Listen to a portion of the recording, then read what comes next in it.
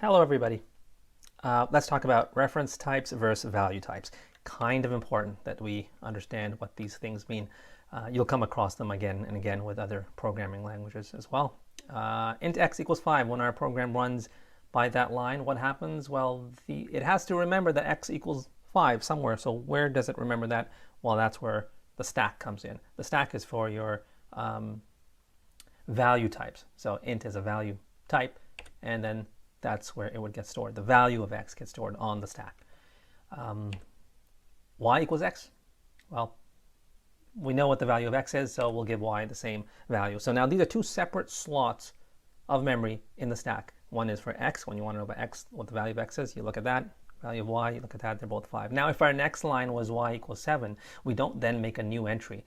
The program would remember that we had stored a y variable and it was 5 before. Let's turn it to 7 or whatever else you're assigning it to. So it's not a new slot in memory. It's the same one that would get changed. But it's a little bit different when we're dealing with strings, because strings in Java are reference types. Strings are objects, so we don't put them on the stack directly. What do I mean by that? Is they still have to have an entry on the stack, because that's where all your variables have to be.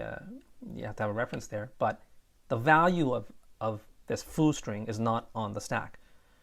Rather, you get some funny looking thing that is the address to where this object is. So you could think of it like you're asking for a house. I don't know why you'd be asking for a house, but if you're asking for a house and somebody says, okay, I can't give you the house, I'll give you the address to the house, here it is. And then you're off driving to wherever that house is. But you're given the address, and that's what this is. The actual house is in something called the heap.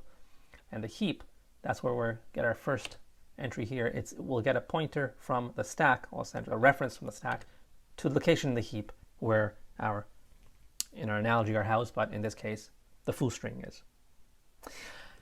And let's imagine that we have some class person, and to make a person, you throw in an age, you throw in a name, and then you have your person. Okay. I kind of messed up here. New person, I missed a double quote on John, so whatever. Person P equals new person. This is another object, meaning it's another reference type. And our stack would have another entry. P equals the address in the heap where our person is, and there is our person. So that's good.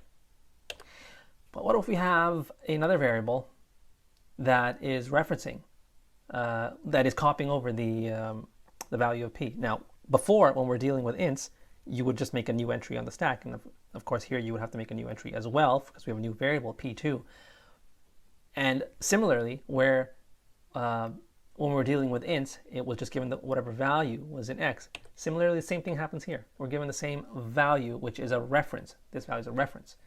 And that reference points to the same object. So essentially, somebody else says, hey, I want a house, and you give them the exact same address that you gave to the previous guy. So now you have two people going to the same house. I know it's silly, but bear with me. I think it's easier to understand for some reason when we're dealing with houses and addresses. Anyway, p2.name. So let's say you wanted to paint. Let's say one of the guys gets to the house first and paints it red. Now the second person comes in. He's now walking into a red house because they're both going to the same location. And here p2.name equals Paul would change John to Paul, and now is Paul for both P and P2 because they're pointing at the same object in the heap. Strings are a little bit different because strings are immutable. That means they can't change. That means if here we're just giving the reference bar in foo, so the same address pointing to the same object in the heap. But if we were to change around the value, then we're not changing foo into bar because strings can't change. That's what immutable means. Instead, we have to create a brand new object, and we're pointing to that. And you see bar now has a different address that it's pointing to, and that's how we deal with strings. So what better place to leave off than in a bar? Thanks for watching. If you have any comments or any critique, please leave it in the comments. I should mention as well that stacks aren't really the way I explained them here. They're first in, last out, so they wouldn't be like top down. If you're familiar with the stack data structure, they pop on and off.